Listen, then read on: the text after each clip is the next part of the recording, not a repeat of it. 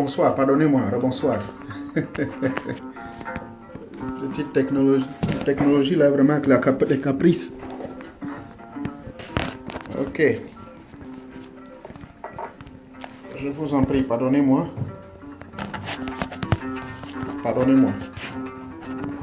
Donc, je reviens dans quelques minutes là. Je m'occupe d'un petit problème technique pendant que je prépare la suite de notre live. Oui, bonsoir. Ok, merci d'être revenu. Je suis avec vous là tout à l'heure.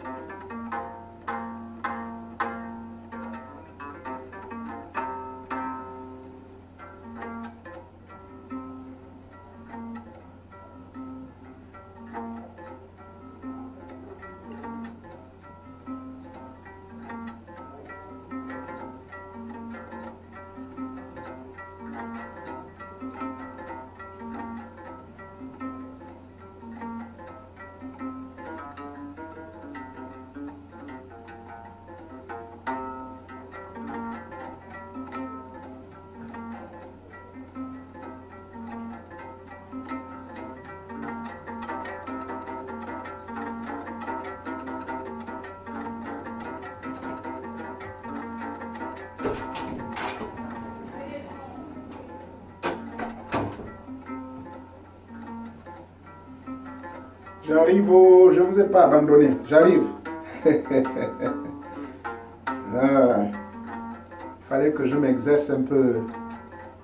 Il a fallu que je m'exerce un peu les jambes là. Sinon je suis là avec vous. Je ne vous ai pas abandonné, je permets à tout le monde de revenir. Bon, on dirait que beaucoup de gens ne sont pas encore revenus. Je ne sais pas combien. Voilà, je suis avec vous.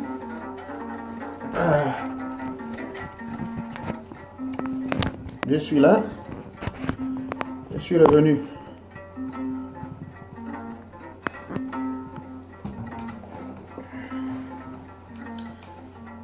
Où est-ce qu'on en est même? On en était là, je ne me rappelle plus.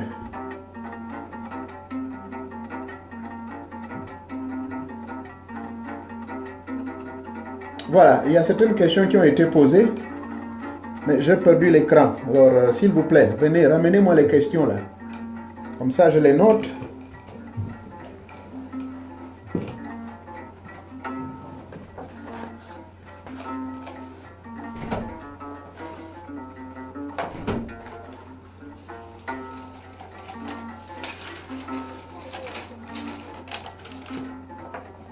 Donc, je disais que je vous attends sur les questions là. Je vous attends, je vous écoute.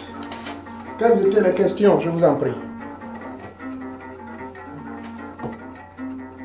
Je ne vois plus personne sur l'écran. Où êtes-vous parti?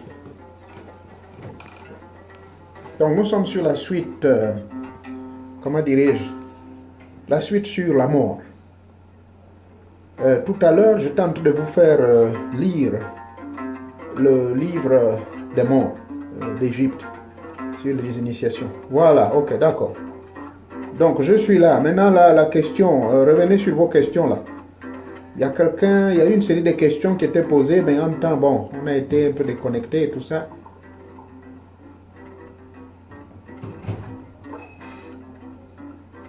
Ah, ok. Ok, voilà. Donc, sur le document, oui, c'est une bonne question. Je crois que sur le document, il est dit, chaque matin dès le réveil, essaye de te remémorer brièvement tout ce qui s'est passé dans le rêve. En d'autres termes, ça veut dire, il faut faire l'effort. Remémorer veut dire, il faut essayer de faire l'effort de te rappeler ce que tu as fait dans le monde onirique. Bon, c'est un terme initiatique. Le monde onirique veut dire tout ce que tu as fait dans le monde des rêves. Essaie de te rappeler de cela. C'est de la sorte qu'on essaye d'aiguiser notre conscience spirituelle. Et également la question sur... Voilà, donc je disais, se remémorer, il faut aller doucement là, se remémorer, comme c'est écrit là, se remémorer brièvement tout ce qui s'est passé dans les plans oniriques, tout ce qui s'est passé dans les rêves, veut dire tout simplement, il faut se rappeler, faire l'effort de se rappeler, lorsque vous vous réveillez le matin, vous posez avant de vous lever. Ne jamais faire ceci. Souvent les gens quand ils se réveillent le matin, ils ont tendance à mettre la main sur le visage. S'il vous plaît, ne le faites plus. Vous enlevez votre masque spirituel qui est en vous. Donc évitez cela. Donc une fois vous vous réveillez, vous ouvrez vos yeux. Étant couché sur le lit, essayez de vous rappeler dans les détails de tous les rêves que vous avez faits. Je sais que c'est un exercice difficile, mais faites l'effort. Maintenant, une fois vous vous remémorez de cela, et vous essayez donc de critiquer, vous critiquez vous-même dans le rêve. Comment est-ce que j'aurais dû me comporter? Par exemple, si vous avez rêvé que vous étiez en train de faire un business avec quelqu'un, mais ce type vous a volé, il est parti. Donc, vous vous rectifiez, vous vous corrigez en disant, mais comment j'aurais dû me comporter donc pour que ceci n'arrive plus dans le futur? Donc, c'est ça. Se remémorer veut dire en d'autres termes, se rappeler. Bon, le rosaire. Bon, j'ai fait l'effort d'amener j'ai amené mon rosaire bouddhique, du bouddhisme. Voilà le rosaire. Qu'est-ce que c'est un rosaire? Les catholiques, les musulmans, ils utilisent ça. Les bouddhistes aussi utilisent ça. Bon, maintenant, pourquoi il faut le faire? Ok, je vais répondre à votre question. Je vais essayer d'arrêter la musique. Pourquoi il faut faire le rosaire? Voici, j'en ai un, c'est là. Celui-ci, il n'est pas chrétien, mais il est bouddhiste. Je l'utilise dans mes méditations taoïstes. Je l'utilise quand je fais le yoga. Je l'utilise quand je fais, comment dirais-je, la technique de transformation de mon être. Par exemple, je me projette dans l'espace et le temps pour devenir quelque chose ou quelqu'un. Alors j'utilise ça. Bon, maintenant, pourquoi alors utiliser un rosaire? Il y a d'autres religions, ça a créé beaucoup de palabres. Hein. Les religions dites éveillées, les témoins de Jéhovah, bon, c'est surtout eux, les témoins de Jéhovah et d'autres églises dites éveillées, ils ont dit, ah, ça c'est diabolique. Ah, ils aiment trop le mot diabolique, vraiment.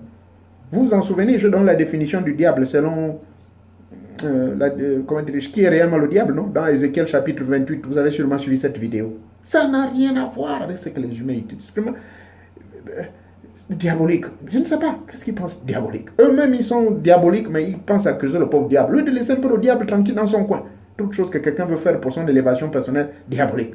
Quand quelqu'un veut faire quelque chose d'extraordinaire qui n'est pas du commun des mortels, diabolique. J'avais même oublié sur l'affaire des conventions, là. Les lois conventionnelles. Savez-vous que, même au niveau de la bouffe, moi, les gens me trouvent de bizarre. Moi, je mange, c'est quand j'ai faim. Mais il y a une convention qui veut qu'on doit manger 3 fois par jour. Oh, le matin, midi et le soir. Ça, il faut manger. Oh, ça, c'est des lois conventionnelles. Qui vous a dit que tout le monde fonctionne sur cette conventionnalité? Bon, là, vous bombardez trop de questions. Est-ce que les témoins de Jéhovah sont une secte? Bon, d'abord, il faut définir ce que c'est une secte. Une secte est un groupement de personnes, que ce soit moral ou humain, qui n'a pas atteint une dimension Ça, c'est dans le point religieux, hein, dans le plan religieux que j'essaie de définir ça comme ça. Mais d'une manière générale, une secte est considérée comme un milieu dangereux, où les gens font des pratiques bizarres, où les gens font des pratiques pour nuire à autrui. Voilà comment les gens définissent ce que c'est une secte. Bon, maintenant, le cas des témoins de Jéhovah, moi j'étais témoin de Jéhovah pendant plusieurs années. C'est de là-bas où j'ai étudié toute cette Bible par cœur. Bon, les témoins de Jéhovah, est-ce que c'est une secte? En 1990, j'aurais répondu à cette question par l'affirmatif. Oui. En 1990, pourquoi? Parce qu'ils étaient moins de 3 millions de témoins de Jéhovah à travers le monde. À comparer avec les grandes églises, les grandes religions du monde qui comptent des milliards. Par exemple, les musulmans, ils sont à près de 2 milliards. Les catholiques, ils sont à près de presque 3 milliards. Bon, allez-y savoir. Donc, une secte, si vous voulez, c'est un groupement religieux qui n'a pas atteint encore une dimension dite religieuse, c'est-à-dire qui n'a pas atteint une grande dimension en termes de recrutement et en termes d'humains. On peut dire que c'est une secte, c'est petite, c'est un petit groupement. Parce que toutes ces religions que vous voyez aujourd'hui, le catholicisme, le protestantisme, toutes ces grandes religions ont commencé comme étant un petit groupement, donc secte. Bon, revenons sur le rosaire là, avant de continuer sur les témoins de Jéhovah. Je ne veux pas renier la question sur le sang. Le rosaire, comme je disais, ce n'est pas diabolique. Le rosaire, c'est simplement, il y a au total 109 dans le mien. Je crois que le rosaire chrétien aussi a 109. Les musulmans, c'est pareil, j'ai compté. Il y a 109 graines. Sur ces 109 graines-là, vous faites ce qu'on appelle en psychologie la technique d'affirmation afin de surexciter votre subconscient pour provoquer un effet escompté. Vous ai-je parlé dans un français clair ou bien un peu trop scientifique? En d'autres termes, si je dis avec mon rosaire, je suis calme, je suis calme, je suis calme, je suis calme, je suis calme comme la rivière, je suis calme comme la rivière, je suis calme comme la rivière. Je répète 100 fois une série, 100 fois deux séries. Je répète même 10 fois, ça fait déjà combien? 10 fois ça fait 190. Je répète ça 100 fois, ça va faire 1090 ou bien 1900. Mais à force de répéter ça consciemment, mon subconscient va donc enregistrer ce message répétitif. Mais comme je vous l'ai toujours dit dans mes différentes vidéos, à force de répéter un message au niveau du subconscient, et surtout si vous savez la technique, comment influencer votre propre subconscient, n'autorisez pas quelqu'un d'autre de venir vous manipuler et de machin. Je parle de ça dans les manipulations, les techniques de manipulation psychologique. Donc, vous-même, vous pouvez manipuler positivement votre subconscient en utilisant ceci. D'autres utilisent ceci, c'est beaucoup plus facile, et d'autres utilisent simplement, sans utiliser quoi que ce soit, ils se mettent à parler. Mais les hindous ou encore les chinois ont constaté que en ayant un support, parce que le rosaire, il ne faut pas l'oublier, c'est un support magnétique, spirituel, qui permet à l'homme, au fur et à mesure qu'il dit des mots, des paroles, ça le connecte inconsciemment avec la conscience supérieure. Par exemple, rappelez-vous de Hébreux, chapitre 11, le verset 6, que celui qui demande considère déjà qu'il a reçu la chose. Bon, maintenant, ça s'applique sur ça. En d'autres termes, que dans Hébreux, chapitre 11, verset 6, si vous voulez l'appliquer, ça veut dire que, bon, moi, par exemple, si je veux, moi, je ne vous cache pas. C'est comme ça que j'ai pu avoir des belles voitures. C'est comme ça que j'ai pu avoir une maison. C'est comme ça que j'ai pu avoir de l'argent au moment où je ne m'y attendais pas. Non, ce n'est pas réservé seulement à prier Marie. Vous pouvez l'utiliser pour vous-même, vous pouvez l'utiliser pour prier Joseph, je ne sais pas trop qui. Donc, ce n'est que, comme je disais, c'est un réceptacle, c'est un moyen pour vous permettre de pouvoir vous connecter avec des forces étranges ou avec des forces extérieures en vue de pouvoir obtenir ce que vous voulez. Vous répétez seulement des messages. Maintenant, moi, en tant que psychologue, moi, je l'utilise en tant que yogi dans mon yoga. C'est pour créer des transformations dans le plan physique et matériel. Et ça marche, je l'utilise toujours. Il n'y a rien de superstitieux. Je vous l'ai déjà montré par A plus B, scientifiquement, que lorsque vous surexcitez votre subconscient en répétant des messages, cela va amener des transformations et des changements en vous. Voilà, je prends l'exemple. Je suis riche. Ou bien, changeons cela. Je suis très puissant et sage. Je suis sage. Je suis sage, je suis sage. Et pendant que je répète je suis sage, je suis en train de me visualiser là, un homme calme, un homme qui ne répond que quand c'est nécessaire, un homme qui parle avec douceur, Pendant que je répète ça, je visualise. Pendant que je répète, je visualise. Et qu'est-ce qui va se passer? Mon subconscient va recevoir ce message répétitif et va retenir cela pour un moment. Je vous ai dit que le subconscient, c'est une partie du corps de votre cerveau qui n'aime pas qu'on surexcite trop par des messages. C'est la même chose. Si tu es malade, bon, il ne faut pas seulement dire je ne suis pas malade. Il faut bien préciser. Par exemple, si vous avez les maux de tête, tentez l'expérience.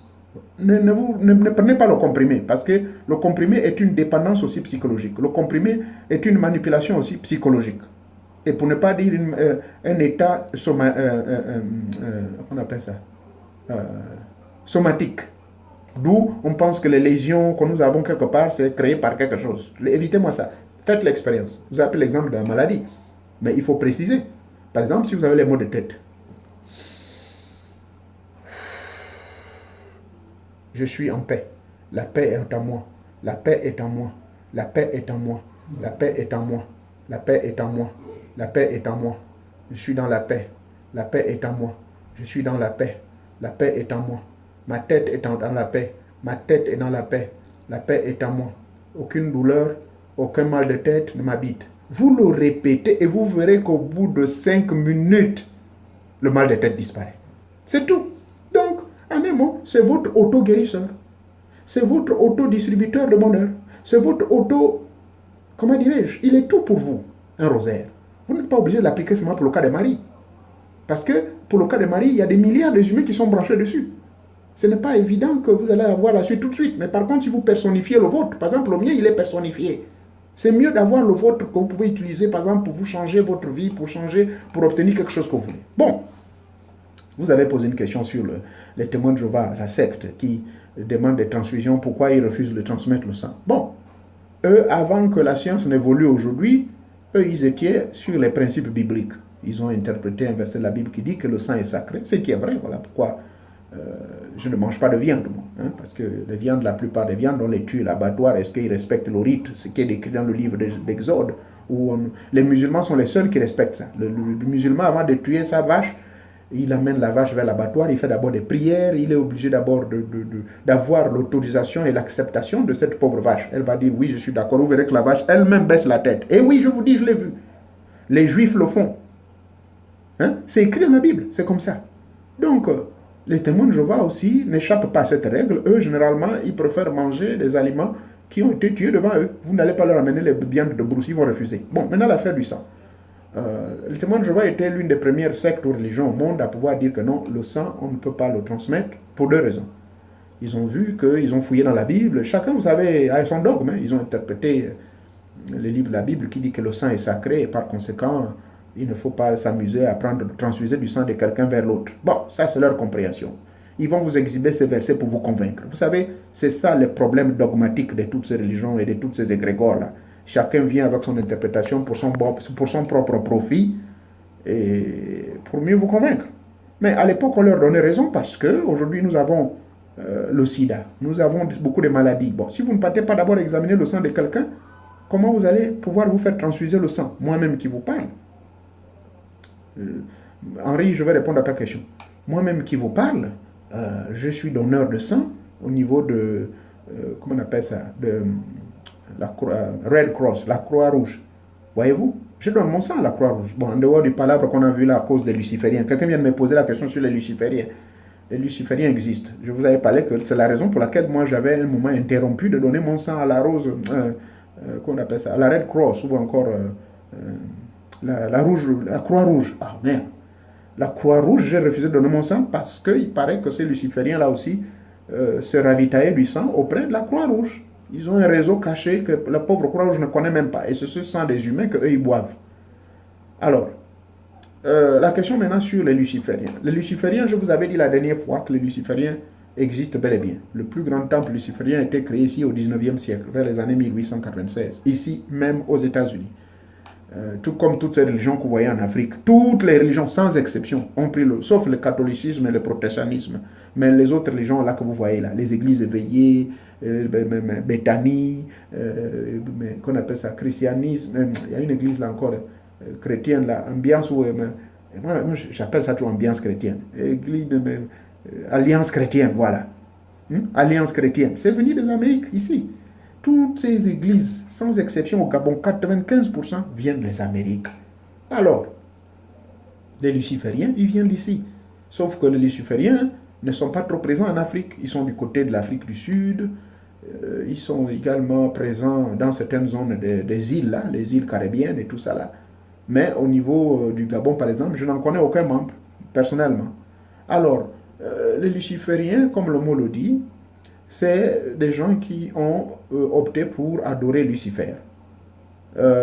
Ils adorent Lucifer pour diverses raisons, parce qu'ils croient que Lucifer est un être bien puissant. Bon, ils nous appellent, tantôt on leur donne le nom de Lucifer, tantôt on donne le nom de Satan. Hein, bon. Mais rassurez-vous que lorsque vous êtes au niveau de la connaissance spirituelle que j'ai, Satan n'est pas un démon, Satan n'est pas un esprit bizarre tel que c'est représenté. Vous avez vous-même vu, allez-y lire chez vous, bien sûr vous voulez vérifier votre Bible en ce moment, Ézéchiel chapitre 28 du verset 13 jusqu'à 19. Il décrit bien qui est ce type-là, c'est un chérubin. Alors allez-y savoir, un chérubin, on nous dit même que c'est à cause de sa beauté, de son orgueil, de son intelligence, qu'il s'est dressé contre Dieu parce que Dieu avait dit à Adam que c'est Adam qui devait commander toute la planète Terre, que c'est Adam qui devait avoir autorité, pouvoir et domination, que c'est Adam qui devait tout. Mais quand le chérubin, lui dont le rôle était de veiller sur l'entrée du jardin d'Éden, donc c'est lui qui devait être le gardien de la planète Terre, cela n'est étrange pour personne. Toute la planète Terre, c'est Satan le diable qui en est le gardien, comme le nom qu'on lui a donné. Mais normalement, c'est un chérubin. C'est lui qui était le gardien de la chose. C'est écrit dans la Bible, ce n'est pas moi. Donc, aujourd'hui, on l'attribue du nom de Lucifer et autres. Ça, c'est des inventions humaines. Bon, mais c'est une entité qui existe bien dans le plan dynamique invisible. Dans ce plan invisible, effectivement, vous verrez qu'à tout état de conscience, et bien à tout état de cause, je l'ai toujours expliqué. Depuis que les gens, donc, ont démonisé cet esprit-là, depuis qu'ils ont démonisé que Lucifer, c'est l'être qui vit avec des cornes, c'est un être méchant qui a besoin du sang, bah, c'est tout à fait normal. Et ils l'ont fait depuis quelle année? Ça date depuis les années 475, les années 512. C'est là où ce dogme-là a influé, rentré dans l'église catholique. Hein? Vous imaginez? Donc, de l'année 500 jusqu'en 2018, ça fait combien d'années? Mais ça fait quand même plus de 1500 ans. Donc, ce mensonge a finalement inondé toute la planète, puisque les églises chrétiennes que nous voyons ont pris naissance normalement tout à partir de l'église catholique en 325 de notre ère. C'est l'Empire romain. Bon, faut-il vous rappeler, pour ne pas me perdre du sujet, la première puissance du monde, là, vous pouvez me dire sur l'écran quelle est la première puissance et quelle est la 8e puissance aujourd'hui. Je vous accorde une minute. Donnez-moi quelle était la première puissance, empire mondial. Après la disparition, bien sûr, de l'Atlantide, on ne peut plus parler d'eux parce que l'Atlantide n'existe plus. De notre temps, il y a de cela près de 7 voire 10 000 ans. Quel est le premier empire que nous avons eu sur Terre?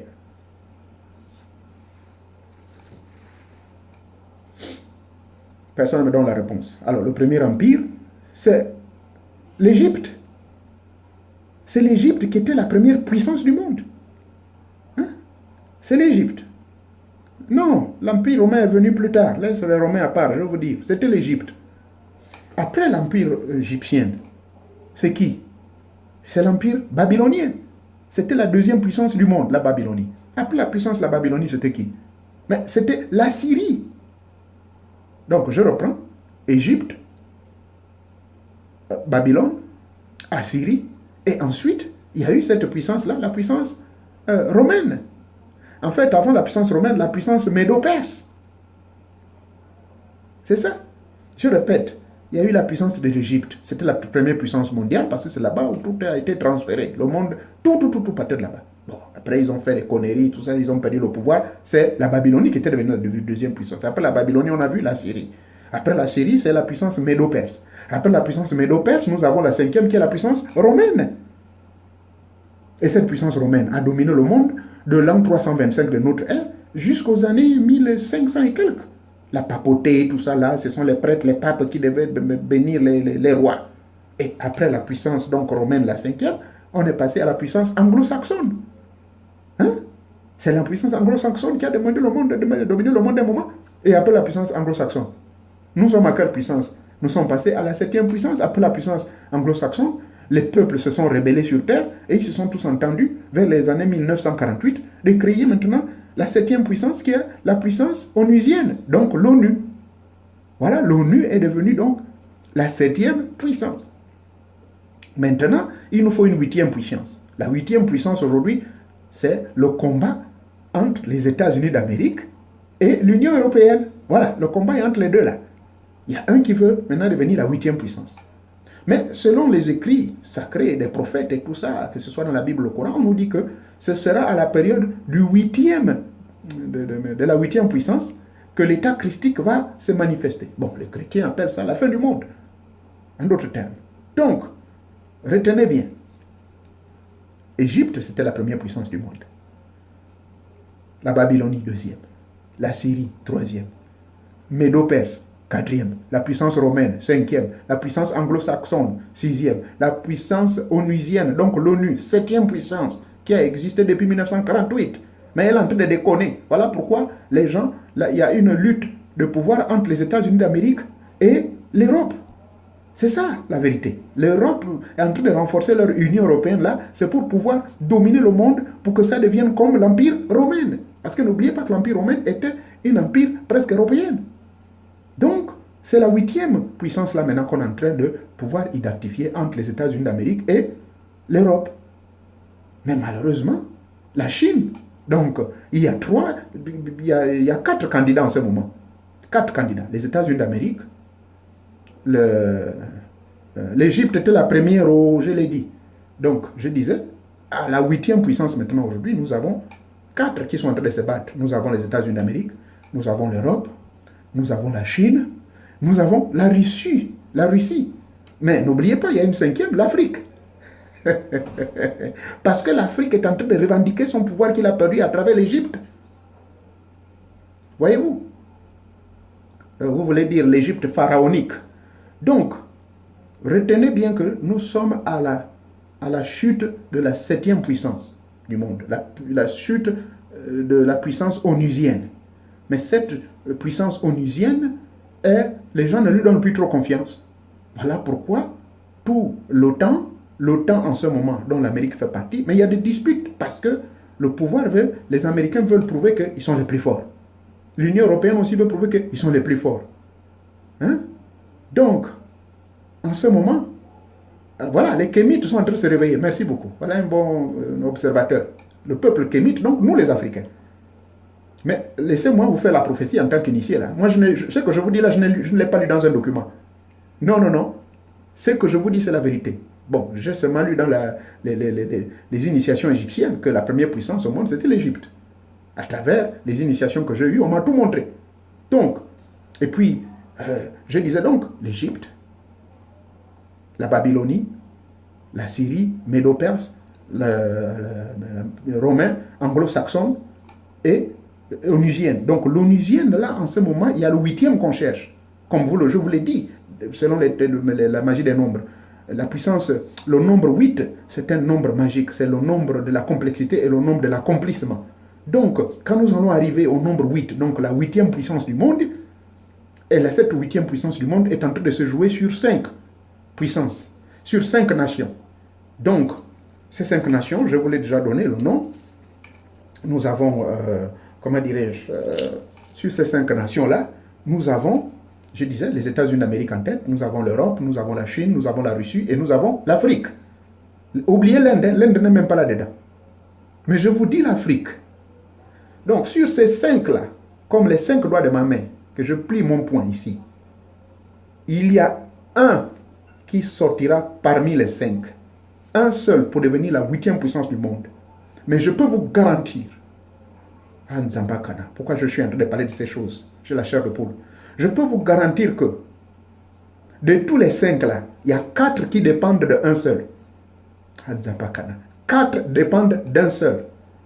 Des 4 puissances que je viens de vous dire, des 5 puissances que je viens de vous dire, il y en a 4 qui ne dépendent que d'une seule puissance. Parce que c'est cette puissance qui est le berceau du monde. C'est cette puissance qui fournit les armes, qui fournit la nourriture, qui fournit toutes les matières premières du monde, qui fournit les milliards et des milliers de milliards, et qui a les ressources les plus inouïes du monde, qui fournit le fer, qui fournit le feu, qui fournit l'or. Donc tout le monde le sait. c'est l'Afrique. Nzambakana. Donc, voilà pourquoi vous verrez qu'il y a ce qu'on appelle une sorte de veille de conscience à ce moment. Moi, je ne vous l'ai pas dit peut-être, maintenant vous allez le savoir. Moi, je fais partie de ce qu'on appelle, je cherche le mot, je suis panafricaniste. Je crois au panafricanisme. Je suis de ceux-là qui en vont condamner avec force la mort brutale de M. Kadhafi. Parce que vous savez que s'il n'aurait pas tué Kadhafi, alors je vous parle, nous autres, on ne serait même plus ici aux États-Unis. Le projet maintenant que l'Union africaine est en train de faire, là, qu'à partir de l'an 2019, ils vont avoir une monnaie unique à partir de l'Afrique de l'Ouest et qu'au plus tard, en l'an 2025, toute l'Afrique aura sa propre monnaie. Saviez-vous que c'est un projet laissé par le vieux Kadhafi de son vivant? Hein?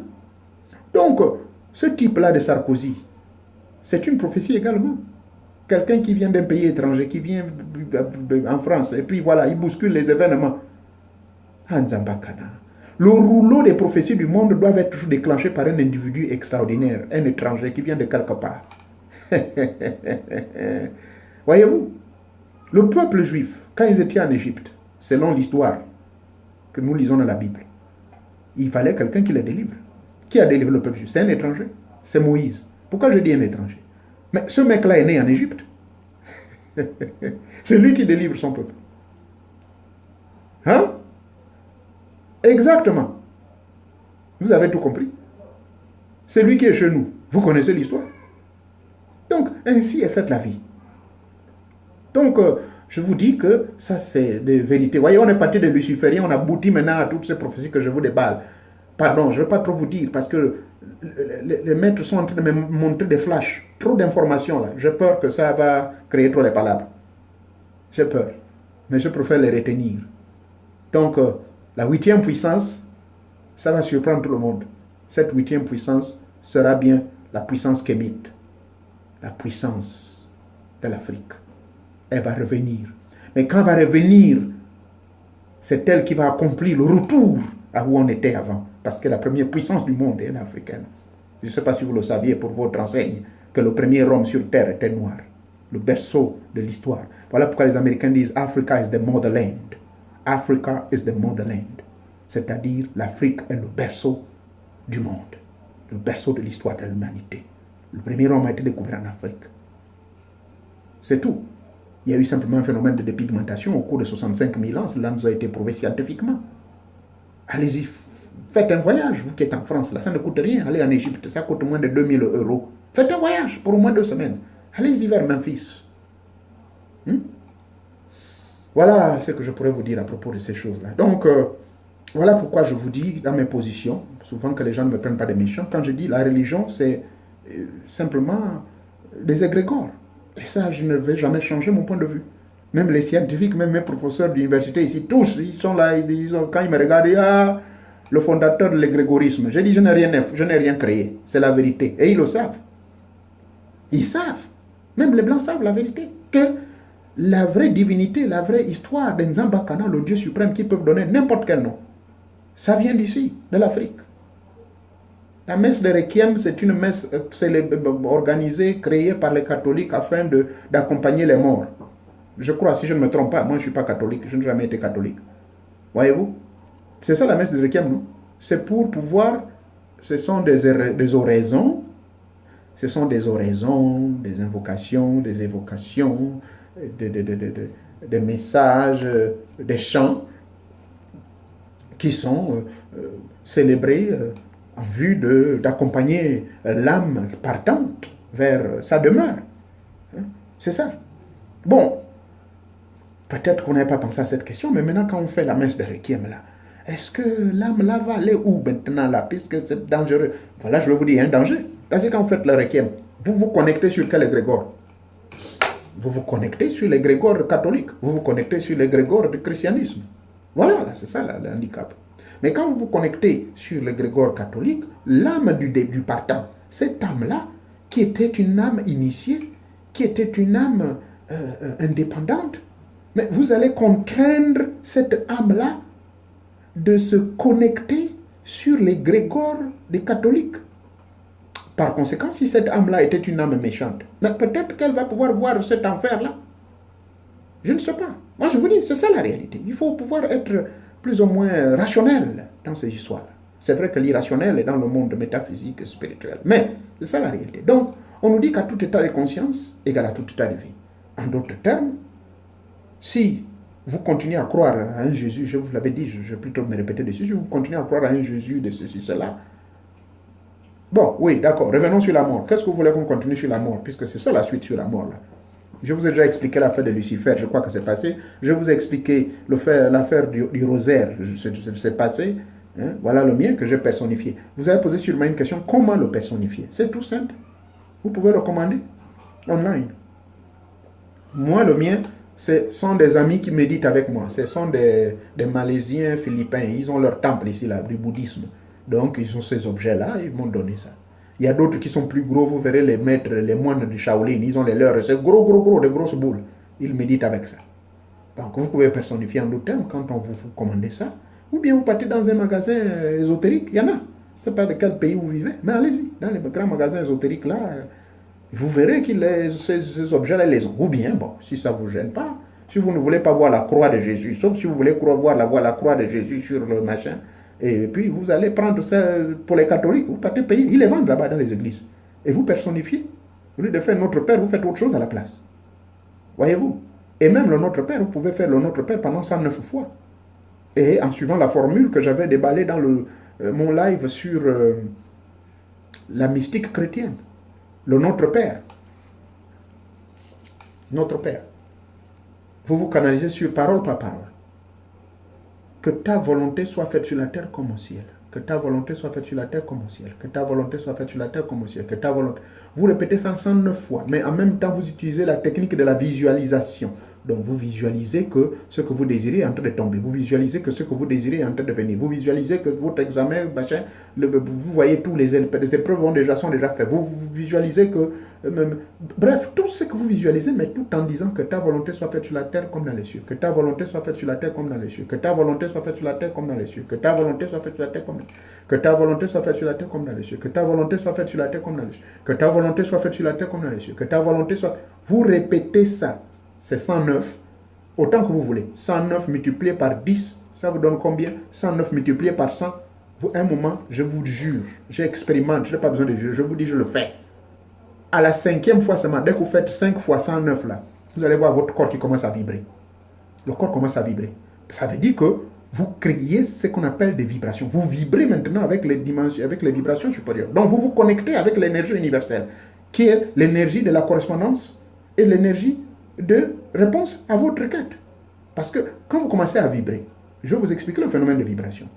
Vous répétez quelque chose, vous le répétez, vous le répétez, vous le répétez. Pourquoi le corps commence à vibrer? Parce que votre subconscient, qui est la tâche entre le monde matériel et le monde immatériel, en d'autres termes, votre subconscient, qui est au-dessus, derrière votre tête, c'est là où il y a l'hypothalamus et la troisième ventricule qui est entre entre la protubérance au-dessous du cou et au niveau du dessus, là, il y a ce qu'on appelle... comment on appelle ça?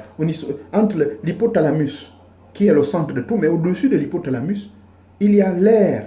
Il y a une aire qu'on appelle une aire psychosomatrice.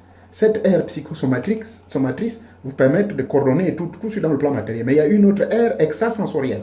Donc cette aire extrasensorielle, c'est un autre tube, un autre câble invisible, mais qui est connecté avec votre subconscient. Donc c'est au niveau de cette aire extrasensorielle-là, extrasensorielle. C'est ça qui vous connecte avec ce qu'on appelle les dieux, les génies et tout ça. C'est là où vous recevez les révélations. C'est là où vous avez les images des grands maîtres qui vous parlent. Là, je vous parle en tant qu'initié et en tant que psychiatre, parce qu'on nous apprend le cerveau. Voilà comment est composé le cerveau. Voyez-vous, le cerveau en lui-même renferme toutes les fenêtres de l'au-delà et de l'en-deçà. En d'autres termes, dans le cerveau, il y a des connexions, des portes ouvertes qui vous permettent de vous connecter avec les dimensions supra, avec le monde multidimensionnel et avec le monde matériel. C'est aussi simple. La voyance, la télépathie, la télépsychie, donc les facultés de mettre des messages, en passant par bêta, en passant par alpha. Il y a alpha et bêta, donc transmission et réception. Ces phénomènes qui se passent au niveau d'ici sont en connexion avec le lobe frontal. Mais le lobe frontal est connecté directement avec la troisième ventricule qui, elle, à son tour, est connectée avec l'air, psycho, comment dirais-je, connecté avec l'hypothalamus et qui est connecté également avec l'aire extrasensorielle. Parce qu'il y a deux aires. Il y a l'aire motrice, psychomotrice, et il y a l'aire psycho-extrasensorielle. Donc ce sont ces deux aires-là, en fait, qui sont en dessous de la troisième ventricule, lesquelles connectées au niveau de l'hypothalamus. Lequel hypothalamus n'est que le centre d'enregistrement de toutes les sensations du corps qui transmet, reçoit et ainsi de suite circule, connecte avec les neurones qui sont les pigments ferrugineux communiquant et transmettant les énergies, les messages à gauche, à droite. Des milliers et des milliers de cellules sont autour de ces phénomènes-là. Voilà comment l'être humain fonctionne. Je ne veux pas vous amener dessus, je risque de passer même 3 jours, puisque j'ai appris ça pendant 6 mois. Avant de passer à la pratiquabilité, de comprendre comment le cerveau de l'être humain comprend, de voir les phénomènes de folie et tout ça là, qui n'est qu'un dysfonctionnement, comment dirais-je, du cerveau. Donc, en d'autres termes, voilà comment ce phénomène se passe. Au niveau de votre, comment dirais-je, de la charge de votre rosaire. Quand vous le chargez, voilà tous les phénomènes qui se passent. Vous répétez le mot, vous répétez, puis votre corps commence à vibrer, comme je l'ai dit. Le phénomène de vibration, le corps qui commence à trembler, c'est une forme de transe. Mais cette transe, elle est provoquée par quoi? Mais vous ne pouvez pas contrôler ça. À un moment, c'est involontaire. Pourquoi? Parce que maintenant, votre subconscient est trop surexcité par votre demande. Et puisque votre subconscient est trop surexcité par votre demande, donc, le subconscient sera obligé d'ouvrir cette aire-là que je viens de vous donner le nom. C'est l'aire qu'on appelle l'aire extrasensorielle. Donc, l'aire extrasensorielle va finalement s'ouvrir avec la conscience universelle. Laquelle conscience universelle va vous amener vers le cordon ombilical qui va vous ouvrir les arcanes secrètes de l'au-delà. Et toutes ces arcanes secrètes de l'au-delà, quand elles sont ouvertes de manière naturelle, purement en tant qu'initiées, même les femmes, on nous dit qu'elles ont les têtes ouvertes naturellement, n'est-ce pas? Il y a des femmes qui me suivent ici. On nous dit que les femmes, elles sont plus avancées. Même quand on s'initie, souvent, je vous l'ai toujours dit que la femme, son éveil, elle atteint son éveil plus vite que l'homme. Mais c'est tout à fait normal. Parce que son air extrasensoriel est beaucoup plus ouvert. Et cette aire extrasensorielle, malheureusement par coïncidence, est localisée du côté gauche du cerveau. Or, le côté gauche, quand vous divisez la matière grise ou le cerveau, nous avons l'hémisphère A et l'hémisphère B, c'est-à-dire l'hémisphère gauche et l'hémisphère droit. Et l'hémisphère gauche, qu'on appelle le cerveau de l'hémisphère gauche, donc la partie gauche du cerveau, contrôle les émotions, les sentiments et tout, et tout, et tout. Ça sont les gens qui sont très émotionnels, les gens qui sont très sensibles. Il y a certains dont ce côté est très fort, et c'est la femme. Malheureusement, c'est la femme. La femme, ce côté est beaucoup plus fort. Par contre, chez les hommes, ils ont le côté droit, le cerveau droit, qui est le cerveau de la matière, le cerveau de la... Comment dirais-je? Moi, c'est ça, le cerveau de la logique, on appelle ça. Hein? Le cerveau droit, c'est le cerveau de la logique. Hein? Souvent, ceux qui ont le cerveau droit très fort, ils sont très forts dans la mécanique, ils sont très forts dans les métiers d'apprendre des choses mécaniques, tout ça là. Ils sont forts physiquement. Mais ceux qui ont le cerveau gauche plus avancé, comme nos mamans, elles ont l'esprit analytique. Ils peuvent lire votre pensée inconsciemment. Hein? Elles peuvent comprendre. Elles ont l'esprit analytique. Elles arrivent à avoir cet esprit de psychanalyse rapidement. Vous n'avez pas besoin d'aller voir un ganga. Une femme, quand elle dit mon mari, je soupçonne que tu me triches. Elle ne même pas. Ce n'est pas de sa faute. Elle le sent. Mais nous, les hommes, on n'a pas saisi ça. Bon, bref, je ne vais pas trop persister dessus. Donc, voilà l'avantage d'utiliser ça. Quand vous utilisez celle-ci, c'est important. C'est même plus fort que la religion. C'est même plus fort d'aller crier Alléluia là-bas chez un pasteur, aller crier je ne sais quoi, aller voir un pasteur, un prêtre. Je vous dis, c'est la vérité. C'est un support matériel qui vous permet de pouvoir atteindre des objectifs de diverses manières. Ça dépend de l'orientation de votre psychique, de votre esprit ou de votre subconscient, de ce que vous dites. Hein? C'est ça. Parce que c'est ça qui vous permet d'attirer le bien ou le mal. Vous pouvez répéter et vous attirer. Moi, je vous dis ce que je fais. Je suis psychothérapeute. Donc, en psychothérapie, c'est ce que nous disons aux patients. On dit aux patients, non, change ta manière de penser là. Non. Oh, le comprimé là m'embête. Moi, je prends ça, ça me donne les vertiges. Bon, d'accord, on va te donner un autre comprimé. Ah bon, le comprimé là, c'est quoi? Moi-même, je peux créer un nom. Tu n'as jamais entendu pas. Parce que quand je vais donner un nom de comprimé, les patients là, ils sont très intelligents. Ils connaissent tout. Ils connaissent leur corps. Donc, ils peuvent étudier ici à l'internet, n'importe comment. Après, j'amène un nom. Je dis, oh, le comprimé s'appelle Satan Bwanda. Oh, Satan Bwanda, oui, c'est quoi ça? Ah, ben, c'est un comprimé miracle. Satan Bwanda, ça, c'est un comprimé miracle parce que dès que tu le prends, ton esprit va être dans une haute dimension et puis voilà, ce que tu veux, tu l'obtiens. Ah bon, oui, le pauvre patient, donc, en tant que psychothérapeute, moi, je lui fais croire cette affaire-là, donc je joue avec son machin, je fais une forme de manipulation psychologique. Ah, j'entends les pas vers moi, après les blablabla, bla, bla, bon. Écoutez, oui, bon, écoutez, ça c'est un phénomène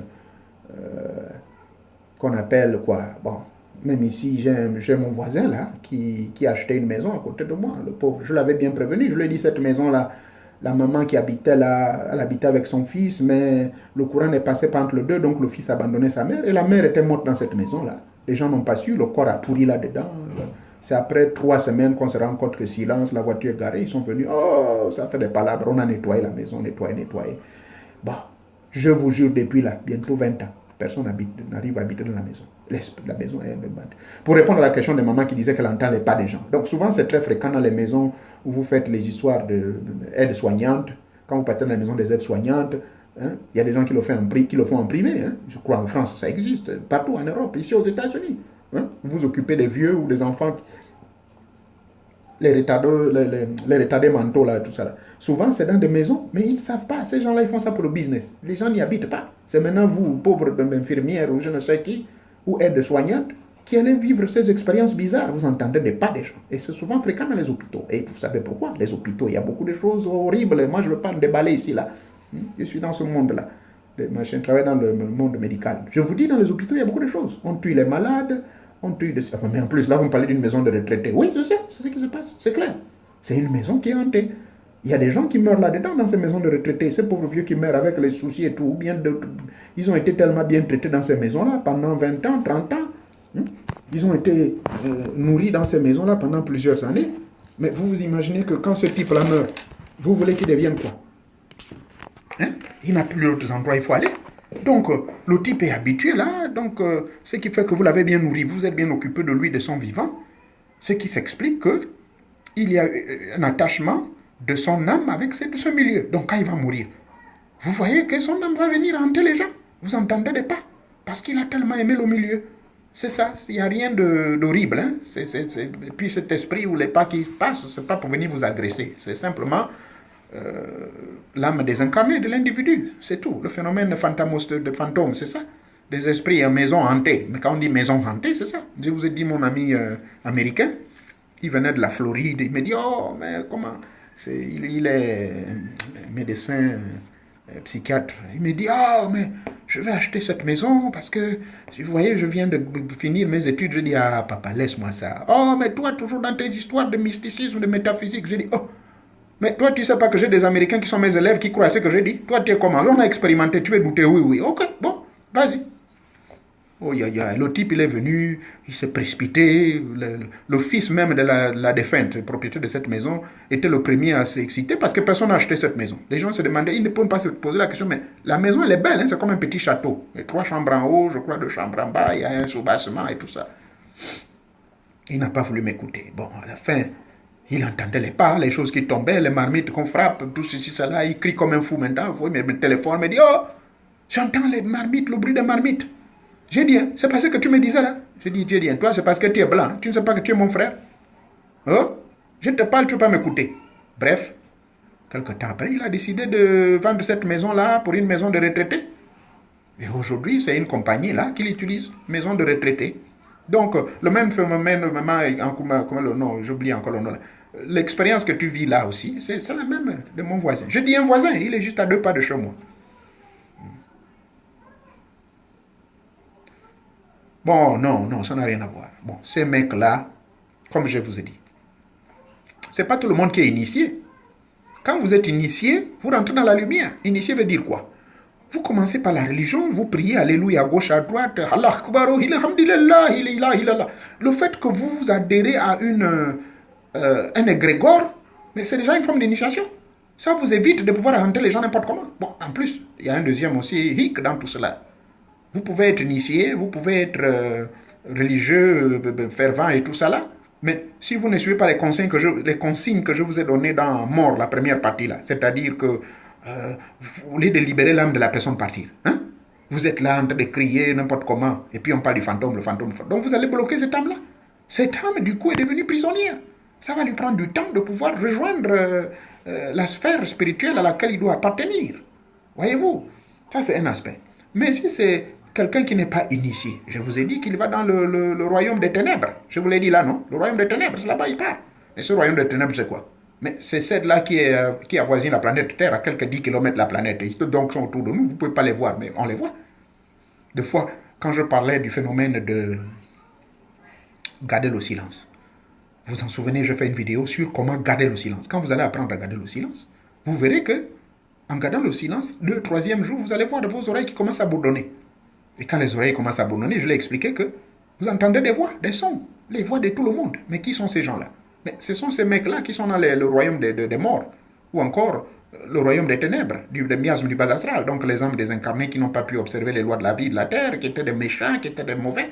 Cette maman-là qui fait le banditisme là auprès de mon ami, mais heureusement il n'a pas pu prendre la maison, mais dont les patients et les travailleurs qui sont là, ils entendent tous les pas, les marmites qu'on frappe et tout ceci, cela.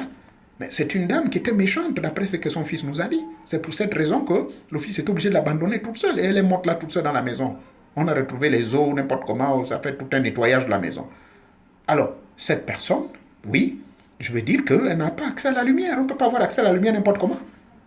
Mais rassurez-vous, notre Nzambakana, le Dieu suprême, là, c'est un Dieu d'amour. Que vous soyez dans les ténèbres ou la lumière ou pas, il vous aime toujours. Il y a ce qu'on appelle initiation de rattrapage. Ça passe par la réincarnation.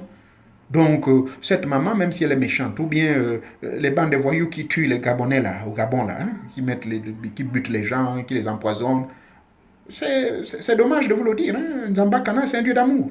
Bon, s'ils ont la malchance d'être réincarnés pour devenir un cabri, ou je sais pas, moi, qu'on va bouffer ce cabri, ou bien devenir un lézard qu'on va écraser, et puis c'est terminé. S'ils ont cette malchance, oui. Mais s'ils n'ont pas cette malchance, on peut les faire réincarner sur Terre. Ils vont revenir dans une famille très pauvre, trop pauvre, pauvre, pauvre. Il va apprendre maintenant à souffrir, le type vraiment, il sera obligé de souffrir comme un oh mon Dieu. Et au fond de lui, il va, si c'est un initié, parce que ces mecs-là, c'est des francs-maçons. Beaucoup sont francs-maçons, beaucoup sont dans les bouillis et tout ça. Mais seulement ils ont choisi de faire les pratiques des ténèbres. Ils ont choisi, je vous l'ai dit, que toute magie ou toute société spirituelle, elle n'est pas ni noire ni blanche. On dit, la magie n'est ni noire ni blanche, mais c'est le pouvoir qui est entre vos mains. Et donc par la Bible que la parole de Dieu est une parole à double tranchant. Elle peut donner la vie tout comme la mort. Donc vous en faites un choix. Il en est là même de ces initiations. Donc quand vous rentrez à ces initiations, on vous donne le pouvoir. Si vous choisissez à faire le mal, moi je vais vous donner mon exemple. Non, moi je fais les petits bouillis, là, les génies familiers. Mais moi je dis aux gens que moi je ne peux pas nourrir les génies familiers avec le sang humain. Parce que je sais que je ne peux pas retarder mon initiation, je ne peux pas retarder mon niveau de maître où je suis pour pouvoir retarder, revenir me réincarner pour faire quoi encore? Non. Mais j'ai ma technique à moi qu'on m'a apprise, je les nourris à base du miel. Allez-y suivre la vidéo, je parle de ça. Je ne vais pas revenir dessus. Donc, c'est pour vous dire que quand on est initié, quand on est maître opérateur de sciences spirituelles, on est maître opérateur dans n'importe quel milieu où on initie les gens, maître initiateur ou Nima, en Bouti on l'appelle un Nima. C'est mon cas, bon, je m'appelle Nima, bon, écoutez, je n'aime pas ce titre-là, mais tout homme, normalement, tout vrai initié qui est un grand maître n'a pas le droit de chanter partout qu'il est maître. Moi, je ne prétends pas l'être, mais si vous constatez que je le suis, tant mieux, béni, soyez bénis. Que vous soyez bénis par Nzambakana. Merci beaucoup. Bref, quand vous avez atteint ce niveau de connaissances qui transcendent, de connaissances dans tous les domaines, quelle que soit la magie, que ce soit verte, noire, rouge, bleue, jaune, je vous dis bien, c'est des vraies magies qui existent. Et selon le règne minéral, le règne végétal, le règne animal, le règne humain, le règne divin, tout ça c'est des différentes magies que vous pouvez avoir la maîtrise et la connaissance. Je vous dis, c'est un monde varié dans le monde de la métaphysique. Alors, quand vous avez cette maîtrise, vous savez que tuer, c'est pas bon. Et vous avez les conséquences karmiques. Mais il y a certains qui s'en foutent, ils veulent leur argent. Alors, ils veulent leur argent. Ils veulent leur argent. Je vous donne l'exemple comique que j'avais fait la dernière fois en parlant de, je crois, Nzaou, je ne sais pas quel nom que j'avais utilisé. Il vient me voir. Bon, maintenant, je lui ai dit que ce génie que je t'ai fait là pour que le président de ton pays puisse te nommer à chaque fois, il faut venir le détruire après 3 ans. Mais il ne respecte pas les 3 ans à passe, et puis bon, quelque temps après qu'il se passe, ben, maintenant l'esprit dit, moi je ne peux plus, hein, monsieur Mouéré, moi, le miel que vous me donnez, moi je suis fatigué, moi je ne veux plus. Parce que l'esprit devient rebelle, il est maintenant costaud, il ne veut plus entendre parler de miel, il veut maintenant la nourriture solide. Donc la nourriture solide pour un esprit, c'est quoi? C'est le démon, enfin c'est le sang. Alors, monsieur, voilà, c'est le nom, c'est Mavyoga. Bon, maintenant Mavyoga va me dire, non, moi je suis en mission, ceci, cela. Vous vous en souvenez de cette vidéo? Bon, écoutez, Mavyoga, moi je lui dis, bon, toi tu me donnes des excuses, hein, je ne suis plus dedans. Il va venir, oh, mais quand même, monsieur, on nous vient faire quelque chose. Moi, je dis, ah, c'est trop tard. Ah, ben maintenant, on fait quoi? J'ai dit, mais parce que votre esprit maintenant demande le sang humain, moi, je fais comment? Moi, je ne suis qu'un opérateur. Ah, bon, d'accord, moi, dans ce cas, bon, j'essaie un peu de voir ma soeur. Vous connaissez l'histoire? Voilà, merci de vous en souvenir. Ben, voilà, et puis on voit des morts bizarres là-bas en Côte d'Ivoire, au Cameroun, partout au Congo, les pauvres enfants qu'on détruit ça et là, les bébés qu'on attrape dans les valises des gens. C'est ça. Donc, en d'autres termes, pour répondre à la question qui est vraiment très intéressante, vous ne pouvez pas aller. Les esprits qui marchent dans les maisons des gens de retraités, qui dérangent les gens, des maisons hantées, c'est des mecs qui sont bloqués, qui de leur vie n'ont pas vraiment bénéficié de la lumière, comme vous êtes en train de faire là maintenant. Vous initiez également pour franchir tous ces milieux-là. Donc, n'ayant pas bénéficié de la lumière, pour ne pas me répéter, leurs esprits sont là, considérés comme des esprits du miasme du bas astral, en train de perturber les humains, en train de hanter les maisons, parce que c'est des âmes perdues, ils ne savent pas où il faut aller. Et souvent, il faut faire attention, ces âmes-là peuvent vous, tout comme moi, ceux qui aiment l'aventure, moi je le fais tous les soirs, en fait, peut-être 3 ou 4 fois dans le mois, dans la semaine, sortir en vampire, c'est-à-dire se dédoubler. Et quand je me dédouble, les connaissances que je vous amène parfois, je les prends là-bas. Ça paraît bizarre, mais c'est la vérité. Il est vrai que j'ai lu plus de 300 livres, mais ces livres-là m'ont apporté peut-être, comme le dit, je vous l'ai dit, Thessaloniciens 5, verset 21, que tout ce qui est bon pour vous, vous gardez. Ce qui n'est pas bon, moi, je rejette. Et la majorité de choses là que j'ai découvert, que ce soit dans les loges maçonniques, j'ai été initié jusqu'au grade de ma maître, à gauche, à droite, franc-maçonnerie, qu'on appelle ça, rosicrucien. Bon, ça m'a amené quelque chose, peut-être, plan social, culture et tout ça là. J'ai appris de l'histoire, comme vous l'avez vu, où je parlais des loges européennes. Je connais toute l'histoire là. Mais ça, c'était le côté positif. Mais parfois, je me ressource, oui, c'est vrai. Parfois, je me ressource un peu pour avoir certaines connaissances. Mais en réalité, ce qui ne me convient pas, moi, je ne suis pas à me casser la tête sur ça. Et en plus, j'ai l'avantage d'être initié dans le boutique. Donc, mes génies me communiquent. Je connais le rite. Il y a une personne qui a posé la question comment s'initier justement au rite de nos ancêtres. Ça là, malheureusement, je ne peux pas vous le faire en direct comme ça. Hein? Ça, il faut venir face à face. Et je vais vous dire comment convoquer vos ancêtres.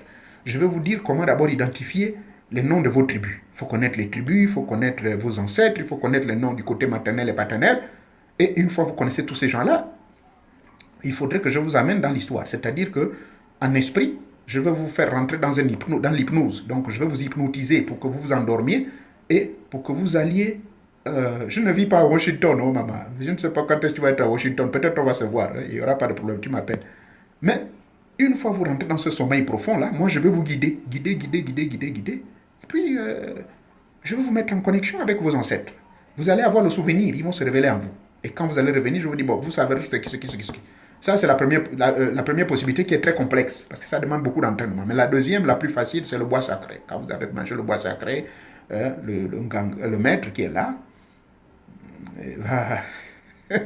tu veux venir ici à Ohio? Bon, moi, je suis entre Ohio et Montana. Bon, ça dépend. Tu me dis le jour. Tu veux venir en vampire ou bien réellement? Parce qu'il faut que je me prépare. Donc, une fois que vous avez fait cette mémorisation ou la mémoire de vos parents, vos ancêtres, je vais vous enseigner comment les invoquer. Vous verrez que c'est facile. Hein? Vous verrez que c'est facile. Donc, laissez-moi l'histoire du pays là. Le pays là, il y a tous des macros. Il y a même l'un d'entre eux qu'on a nommé conseiller spécial du président Bongo. Alors que c'est un macro, il a tué une pauvre maman là-bas, il se passait pour un ganga, ceci, cela. Oui, bien sûr, vous n'avez pas à faire confiance, c'est vrai. Enlevez l'équivoque du mot ganga. Moi-même qui vous parle là, je suis un ganga, je n'étais même pas initié. On peut être un ganga sans être initié dans le bois sacré, si vous savez, je ne sais pas si vous le saviez. Ganga veut dire connaisseur des plantes. Hein? Il y a ce qu'on appelle le Nima. Bon, il y a les gens dans le boutique qui m'appellent Nima. Nima veut dire le maître, parce que je connais trop de choses. Ça, c'est peut-être vrai. Je peux l'accepter. Nganga, mais je préfère que vous l'acceptez dans le terme, dans la définition étymologique, dans sa racine, qui veut dire quelqu'un qui maîtrise les plantes. C'est tout. Bon, maintenant, c'est vrai, par erreur, on dit souvent les Nganga. C'est qui? Ce sont les bouddhistes là qui promettent mondes et merveilles. Voilà. Ah oui, moi je vous dis, avant de manger le bois sacré, j'étais déjà Nganga. Parce que ma mère m'avait initié dans les plantes, mon père et toutes ces histoires-là, les livres que j'ai appliqués à gauche, à droite. Jusqu'à présent, aux États-Unis, ici, là, les hommes qui ont les problèmes de dysfonctionnement érectile, quand la chose, papa ne fonctionne plus bien, je l'amène dans le magasin. Je lui dis, voilà, prends cette racine, prends cette plante, prends ces fruits-là, mélange ce fruit avec ceci.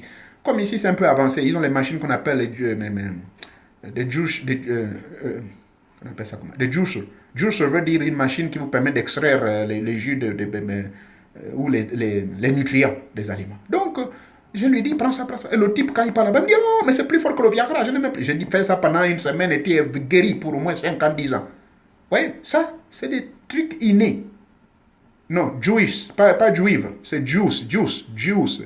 Juice veut dire le jus, le jus. Mm-hmm. Yeah. Jewish, juice maker, the juice maker, voilà, c'est ça.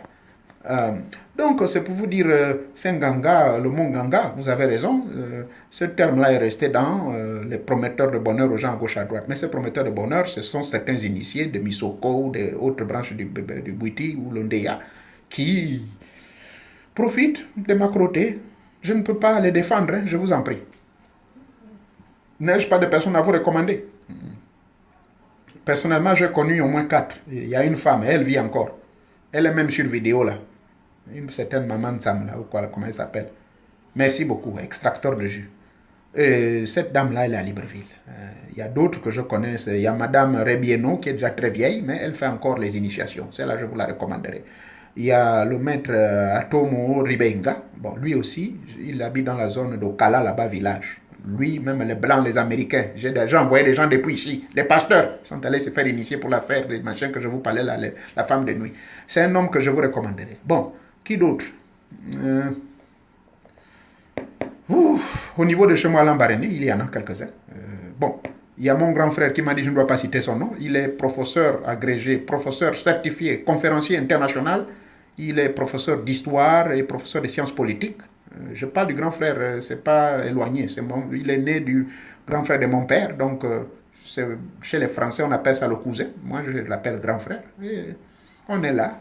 Il est là, il est en France. Il fait entre la France et le Gabon. Il vit au Gabon. Vous partez à l'université, vous demandez seulement quel est le grand maître initiateur du Bwiti. Vous verrez, il va se révéler en vous. Il est là-bas. Lui, je vous recommanderai également. Nous avons un projet, d'ailleurs, je ne vais pas anticiper ici, en parler sur ce live. Il fait partie des gens qui vont m'aider, que je promets vraiment tenir la main dans la main parce que ce monsieur a une grande connaissance. Et je vous informe que c'est l'un des seuls étudiants, grand intellectuel. Il est dans le niveau des intellectuels africains. Il a écrit des livres, il a fait des mémoires. Je vous dis bien, il a les PhD en histoire, en docteur d'histoire, docteur de la science politique, professeur certifié. Mais il n'a jamais mis pied dans les histoires de franc-maçonnerie. C'est souvent rare, mais il est l'un des rares. Donc c'est pour vous dire qu'on peut être un intellectuel, pas mettre nécessairement les pieds dedans. Mais votre humble serviteur, bon, j'étais rentré dedans, le grand-père m'a mis, les amis m'ont conseillé et tout ça, je voulais faire l'expérience, le voyage. Mais, donc ce monsieur par exemple, oui, là c'est des noms que je vous cite. Qui a encore d'autres? Au niveau de Paris, il y a des jeunes là que je connais. Il y a des jeunes qui sont sérieux, hein. Il y a un autre qui était ici aux États-Unis, mais on l'a chassé parce qu'à cause de l'affaire d'Iboga, là, pour tuer toutes les drogues, les Américains se sont fâchés. Ils ont dit, oh, toi tu nous amènes ici, c'est fini, on n'aura plus de drogués, l'argent ne va plus rentrer. Donc, quitte. Il est parti, il a fui avec sa femme, ils sont au Porto Rico. Hein? Il s'appelle Muguega. Vérifiez sur YouTube, vérifiez. Google, cherchez le nom Muguega. C'est l'un des grands chamans. Même les Américains le respectent. Les gens de Hollywood là vont chez lui. Un gars de chez nous, hein, un jeune homme, un jeune Gabonais, Muguega, il est là. Lui aussi, bon, ceux qui sont ici, là, vous pouvez aller là-bas. Cherchez seulement Google, vous verrez son adresse. Il est au Puerto Rico. Puerto Rico a le même climat que le Gabon. Il initie les gens, il fait les bois sacrés, il fait beaucoup de choses. Ça, c'est quelqu'un également que je peux vous recommander. Donc, ça, c'est un peu ma liste d'adresses, mon carnet d'adresses que j'ai. Bon, maintenant, je ne peux pas vous balancer leur numéro de téléphone ici, s'il vous plaît, ce ne serait pas très approprié. Ceux qui sont au Gabon, je vous ai dit, Atomo Ribenga, il se trouve dans la zone d'Okala village. C'est clair, vous pouvez vous renseigner, demander des gens. Je vous jure que lui là, oui, j'ai vu moi-même, pas on a dit. Ouais. Anandouman, comme on dit, enfin. Et puis la dame, Maman Tsam, je ne sais plus trop si c'est Maman Tsam. Elle est sur, vous voyez là les vidéos là, elle est là. Bon, Vico Secondo, c'est aussi un connaisseur. Pour les connaissances initiatiques, vous pouvez vous rapprocher de cet homme-là, ceux qui sont au Gabon. Bref, voici quelques mots. Et chez moi, au niveau de Lambaréné, nous avons grands initiés aussi, en dehors de mon frère, mon grand frère que je vous ai dit.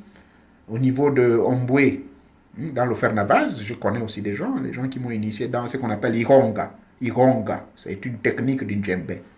Ça fait partie du djembe et aussi de Buitiako. Pour les Ngomiens, ils peuvent comprendre. Ils appellent ça Ikongo. Comment consulter quelqu'un à travers le fer. Vous posez des questions et le fer réagit. Ça, j'ai été initié par une maman d'une djembe là-bas, dans le fer d'Avaz. Alors, il y a aussi des initiatrices là-bas. Voilà un peu brièvement ce que j'ai voulu partager avec vous sur mon aspect numéro 2. C'est beaucoup plus sur des questions générales. Et je reste disponible pour vous et je ferai de mon mieux de pouvoir vous répondre à vos préoccupations sur notre groupe Tata Nzambe. Oui, Sindara également, ça existe. Là-bas où je m'étais fait initier. C'est l'un des grands temples immortels de Nzambakana. Donc voici, j'ai répondu cette partie, deuxième partie de mon réservé plus strictement aux réponses et questions. Je vous remercie pour votre attention et que d'ici là, nous allons nous retrouver. Je vais me préparer pour ce sujet dont je vous ai parlé la dernière fois, la décolonisation. Et cette décolonisation sera basée sur 4 segments. La décolonisation d'abord économique et d'ordre économique, avec toutes les conséquences, avec cette affaire des monnaies, avec cette affaire du CFA et toutes les conneries qui suivent, avec les gens comme le Macron et leur arrivée au pouvoir. Je vous en parlerai comment ça s'est passé dans l'ombre. Et je parlerai également, dans l'autre segment, je parlerai de la décolonisation spirituelle, et laquelle décolonisation consisterait pour nous donc non pas de totalement chasser leur religion, mais de nous initier dans nos rites et de continuer à garder ces religions. Peut-être que ça peut nous servir de manière culturelle, c'est-à-dire juste agrandir et approfondir nos connaissances, car la Bible nous reste ici un outil de communication commun. La Bible n'est pas forcément une propriété, hein? La Bible n'est pas forcément une propriété d'une église ou de qui que ce soit. C'est un livre que les Romains ont écrit et qui ont fabriqué pour aider tout le monde. Les scientifiques s'en réfèrent, les chrétiens, les musulmans, tout le monde s'en réfère. Donc c'est ce que je peux dire. Et bon, la croix des éléments, revenir quoi sur le rosaire et le subconscient, comment le maîtriser. Mais maman, j'ai expliqué ça presque, est-ce que vous étiez là? J'ai expliqué tout le phénomène, comment le rosaire, les effets que ça crée, les vibrations du corps, et en rapport avec le subconscient qui est surexcité, les messages que ça envoie au niveau, peut-être j'étais trop technique, hein, les messages que le subconscient va balancer au niveau de l'air extrasensoriel qui est en connexion avec Nzambakana et les génies, et de l'autre air qu'on appelle l'air motrice qui est en connexion avec notre corps physique, les bénéfices que cela peut nous apporter et tout cela. Vous voulez encore que je vous parle de quoi là? Il faut revoir la vidéo. Bon, maintenant sur la croix des éléments, merci de m'avoir appelé. Maintenant je vais le faire devant vous. Puisque vous insistez tant, je ne sais pas, je vais essayer de m'assurer que tout est bon ici là. Hein? Je vais faire toute une gymnastique. Merci beaucoup de me rappeler, parce que j'avais promis vous enseigner cette croix des éléments. C'est dans le livre bleu. Pour ceux qui ont le livre bleu là, je vous prie de le recommander et je vous prie de le revoir. Bon, voilà comment la croix des éléments, ça c'est fait. Vous levez, attendez que j'enlève un peu le banc.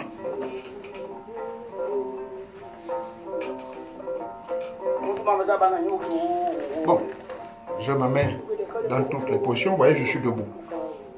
Voilà, ce doigt-là, vous voyez comment je l'ai fait? C'est un peu le même symbole que les rosicruciens, les maçons utilisent. Donc voilà le doigt. Vous imbibez, vous mettez la salive sur les deux doigts là. Vous mettez la salive. Et puis vous tournez. Pendant que vous tournez ce doigt vers le haut, vous inspirez aussi. Ato!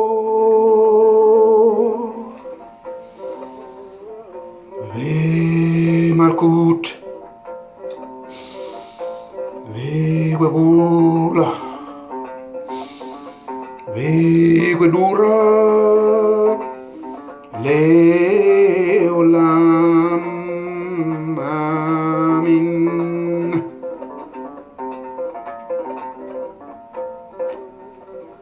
Donc, la croix des éléments, je reprends.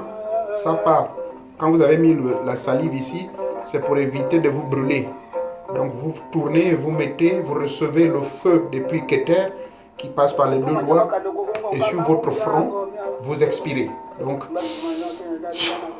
et vous prononcez, vous entonnez le chant et pendant que vous entonnez, vous entonnez. Vous entonnez. Vous entonnez.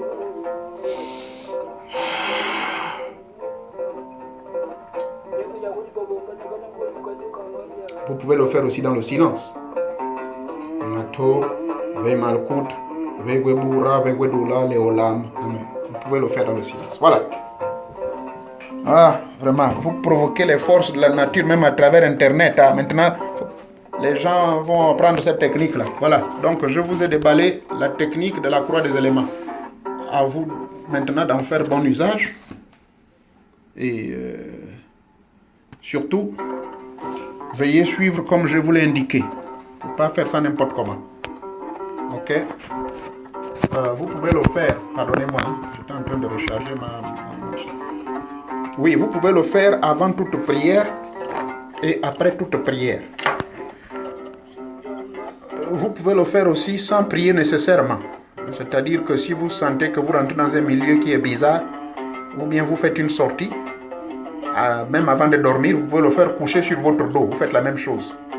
Vous faites la même chose. Vous imbibez de la salive et ensuite vous pointez vers le haut et vous recevez ici au front et vous descendez. C'est comme ça qu'on crée la croix des éléments. Et vous avez remarqué ce que je fais. On parle de Keter, donc Nzambakana, Atol, Malkout, Vegwebura, Vegwebudullah, Leholam au milieu. Ça veut dire en français, car c'est à toi qu'appartient le règne, la puissance et la gloire pour des siècles et des siècles. En fait, c'est ça la terminologie que les catholiques ont inversée au nom du Père, du Fils, changer tout, complètement à l'envers. Vous partez dans une église orthodoxe que je vous encourage d'y fréquenter parce qu'eux, ils maintiennent le rite ancien, des vieilles pratiques anciennes du 1er siècle que les premiers chrétiens utilisaient. Donc voilà, en d'autres termes. Je vous en prie. Bon, bien sûr, vous êtes... non, pas face au nord. Il ne faut pas faire ça face au nord. Où le soleil se lève là. Faites comme les musulmans. Bien. Vous pouvez le faire face au nord, c'est vrai, mais quand vous faites le rite, alors moi je pensais que vous avez déjà le livre bleu. Le livre bleu qui est intitulé La lumière sur le royaume là. Si vous suivez ce qui est dans la lumière sur le royaume que vous pouvez commander online, vous n'avez pas besoin de payer, vous pouvez le télécharger, alors vous faites le rite. Suivez les consignes comme c'est dit. Souvent, selon le livre, vous faites face où le soleil se lève et vous tournez. Bon, mais là, vous faites face au nord, oui. Le compatriote qui a fait la remarque, face au nord, et puis vous asseyez. Parce que c'est le nord où se trouve la fameuse étoile du nord. C'est de là-bas où les rois mages avaient identifié l'arrivée de Jésus, parce qu'ils étaient guidés. Mais on ne dit pas la vérité que ces rois mages étaient des magiciens. Ça, c'est selon... Bref, je crois que j'ai répondu à cette préoccupation. Maintenant, pour ce qui est de la prière, je vais conclure avec la prière du soleil. C'est très important. Et ça, je demande une certaine concentration. La prière du soleil. Quand vous qui êtes venus aujourd'hui seulement, c'est une vieille vidéo que j'avais faite où je vous parle comment vous remplir des énergies. Je parlais des énergies négatives et des énergies positives. Et je vous avais recommandé d'éviter de trop utiliser le téléphone, de trop toucher aux histoires des ordinateurs et des téléphones pendant plus de 3 heures par jour. Sauf si vous partez à l'école, sauf si vous l'utilisez pour le travail. Mais en dehors de ça, s'il vous plaît, c'est un consommateur mortel de vos énergies. Et ça affaiblit votre âme. Et vous ne pouvez pas bien sortir en vampire, vous ne pouvez plus être fort, et même physiquement. Les hommes qui se plaignent que la chose ne fonctionne plus. Mais c'est tout ça, ça vous consomme aussi. Pardonnez-moi, c'est ma façon de parler. Donc, je vais vous montrer la technique ici. Alors, face au soleil, puisque le printemps commençait, sachez qu'on est sur le même système polaire, hein, l'Europe et l'Amérique, tout ça là. On est tous sur le printemps maintenant. C'est pour cela qu'on a perdu ou bien on a eu 1 heure en avance, je ne sais plus trop. Alors, quand vous êtes face au soleil, quand vous voulez faire la technique que nos ancêtres, c'est une technique que j'ai puisée de ce livre de près de 1000 pages de l'initiation égyptienne, l'initiation de Russes. Ils avaient leur méthode à eux où ils se mettaient en face du soleil. Ils se baignaient des énergies du soleil. Chaque matin, chaque midi et chaque soir. 3 fois par jour. C'est le minimum requis. Alors souvent, qu'est-ce qu'ils faisaient? Ils marchaient avec des sandales. Ne mettez pas les chaussures fermées parce que les chaussures fermées étouffent vos énergies. Et les sandales ou même pieds nus. Vous vous mettez en face du soleil. Très important. Vous vous mettez en face du soleil. Là où le soleil se lève. Et vous vous asseyez sur votre tabouret ou votre banc. Tout seul. N'ayez pas de la distraction. Permettez-moi d'enlever ma montre. Parce que je sens des vibrations. Vous devez également enlever les histoires des montres et toutes ces histoires-là qui vous encombrent. Donc, en face du soleil, voici ce que vous devez dire.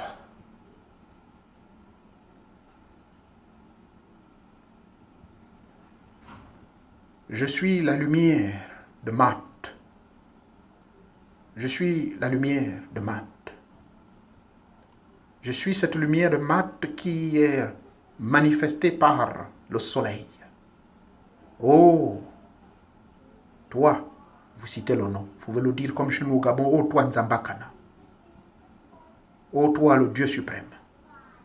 Toi dont le nom est au-dessus de tous les noms. Ce soleil est une partie de toi.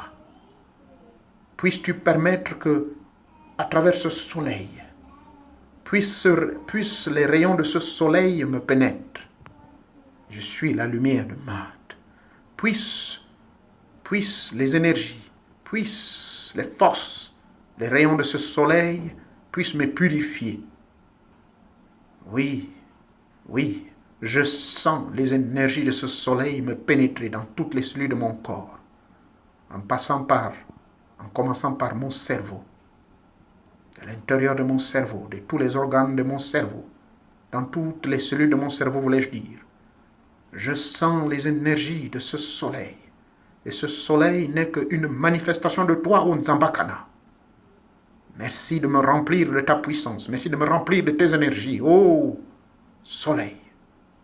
Nos ancêtres l'ont fait. Je me conforme au rite de nos ancêtres. Je me conforme aux consignes que les dieux ont amenées en Égypte, de génération en génération, jusqu'à moi, mon rayon nouvier. Et vous citez votre nom, et moi je cite mon nom. Donc je reçois les énergies de ce soleil à travers ces rayons qui me pénètrent. Oh, je les sens maintenant au niveau de mon cœur. Je sens mon cœur qui vibre de ces énergies. Je sens aussi au niveau de mes poumons. Je sens au niveau de mes reins. En un mot, vous faites le récital que dans chaque organe vous vous retrouvez. Vous devez toujours vous imbiber de cette énergie solaire. Vous dites que tel organe, je sens que cet organe a reçu l'énergie solaire. Tel organe. Pour les hommes qui souffrent, pardonnez-moi, peut-être parce que je fais psychosexuologie. Les hommes qui ont les problèmes de bandé, là, vous pouvez le faire. Vous vous concentrez pendant 10 minutes au niveau de votre organe circulaire. Vous allez au niveau de votre organe génital. Vous allez voir qu'il va bander involontairement sans que vous pensiez au sexe. Ça veut dire que l'énergie a touché. Et vous faites la même chose dans tous les autres organes de votre corps. C'est comme ça. Et à la fin, vous dites merci. Après 10 minutes, devant le soleil. Merci. Merci, merci, merci de m'avoir rempli de ce rayon solaire. Merci de m'avoir rempli de cette énergie. Terminé. Les pieds nus sur le sol. Votre front baissé. Ne regardez pas le soleil en face. Baissez votre front. Sans lunettes, sans quoi que ce soit. Laissez ces rayons vous brûler, vous taper. Et vous verrez qu'après ça, votre corps va commencer à vibrer. C'est très simplement une réponse pour vous dire je suis rentré. Vous faites ça le matin. Vous faites ça à midi. Vous faites ça avant le coucher du soleil. Donc au lever du soleil, au zénith et au coucher du soleil. Voilà comment on fait le rite d'énergétisation du soleil. Donc c'est très important. Et celui de l'eau, c'est pareil. Vous partez, si vous vous plongez dans la mer, vous parlez. Vous plongez dans la mer, vous dites, voilà, mon corps est rempli de l'énergie de cette eau. Mon corps est rempli de l'énergie de la mer. Bon, je n'avais pas parlé de la mer. La dernière fois, je vous ai parlé de la douche. Quand vous vous douchez, vous vous mettez nu. Vous vous mettez nu. Et quand vous mettez nu là à la douche, vous laissez l'eau couler sur votre tête. Et dès que l'eau coule, vous fermez les yeux et vous commencez à parler. Vous invoquez maintenant l'esprit des eaux. Vous dites, je ne parle pas de Mami Wata, je parle de l'esprit de l'eau, l'élément eau.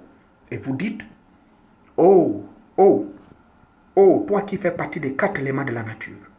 Faut-il que je me rappelle moi-même qu'il y a 4 éléments, il y a le feu, l'air, la terre et l'eau. Toi, eau, élément eau, puisses-tu purifier mon être tout entier, à partir de mon organe, la tête. Je sens tes énergies qui pénètrent mon être. Et là, il faut le faire avec de l'eau froide ou bien de l'eau tiède, parce qu'il y a les gens qui sont trop sensibles à l'eau froide. Mais c'est mieux de le faire avec l'eau froide sous la douche. Merci. Je sens cette énergie de l'eau qui me pénètre. Cette énergie de l'eau qui me pénètre. Je sens cette eau qui me purifie. Jésus-Christ, Jean le Baptiste, tous les initiés de l'Égypte, Tous les grands maîtres du passé ont été baptisés par l'eau. L'eau symbolise la purification. De la même manière que tu as purifié le corps de Jésus-Christ, purifie mon être. Oh, merci de me purifier. L'eau sert à préparer la nourriture. À cause de toi, les hommes sont contents, on peut vivre. L'eau, ça sert à rentrer dans le corps. 70% de notre corps est composé de l'eau. Sans toi, eau et élément eau, ma vie n'a pas de sens. Je n'ai pas de vie. Tu es ma vie. Oh, élément eau, pénètre mon être. Pénètre tous les organes de mon corps. Purifie-moi. De manière symbolique, je reçois l'élément eau en tant qu'esprit, non pas en tant que matière. Toi, ô esprit de l'eau, pénètre toutes les cellules de mon corps, de mon cerveau, en passant par mon cœur jusqu'à mon coccyx, la colonne vertébrale. Purifie toutes les maladies qui sont à moi. Élément eau. Il n'y a rien de plus puissant que toi pour tout purifier en moi. Oui, toi, eau, tu sers à préparer, tu sers à nettoyer, tu sers à... Tout le monde te boit. Tu gardes la vie. Les poissons vivent dans l'eau. Les mammifères vivent dans l'eau. Les richesses sont transportées par l'eau. Le pétrole, quand ça part de l'Afrique pour l'Amérique, c'est par l'eau. C'est toi qui donnes la vie aux hommes. Pourquoi ne pas me donner cette vie que je t'en recherché? Balance du revers de la main tous les malheurs. Que tous ceux qui me veulent du mal, purifie tout. Je te prie de purifier mon corps astral, je te prie de purifier mon corps physique, je te prie de purifier mon corps mental. Purifie tout à cet instant. Merci beaucoup. Pendant au moins 10 minutes. Et puis vous arrêtez. Et vous arrêtez. Voilà, vous arrêtez. Voyez-vous? C'est tout. Moi, j'ai peut-être utilisé mon français à moi, mais vous pouvez le faire à votre même. Soyez inspirés en regardant cette vidéo. Merci beaucoup. Je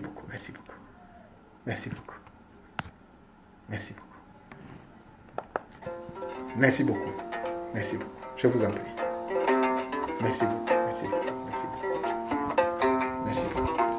Je crois que je vais vous quitter. C'est fait tard. Car bientôt, je ne sais pas quelle heure là. Il est 23h. Oh non, il est minuit 30.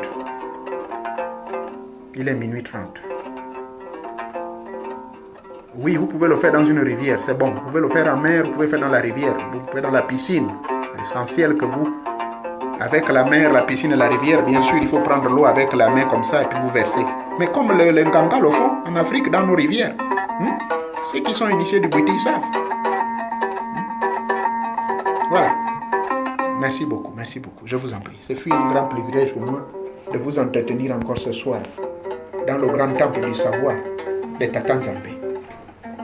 Alors, veillez en faire large diffusion auprès de ceux qui en ont besoin. Vous en sauverez des vies et vous allez transmettre la flamme du savoir. Vous allez leur permettre de comprendre les mystères de la vie. Les graisses sont-elles source de quoi? D'énergie? Oui et non. Là, on n'est plus à la période de questions. Oui et non. Ça, là, je vais noter cette question-là. J'ai dit oui et non.